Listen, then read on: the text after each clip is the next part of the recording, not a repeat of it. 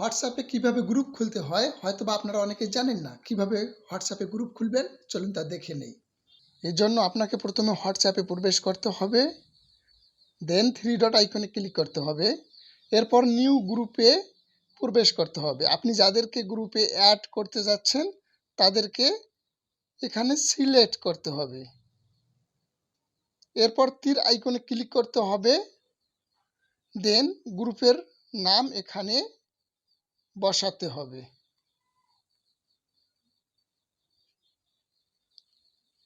এরপর টিক আইকনে ক্লিক করতে হবে। আপনি যদি কাউকে ইনভাইট করতে না চান তাহলে ক্যান্সেলে ক্লিক করতে হবে। গ্রুপ এখন তৈরি হয়ে গেছে।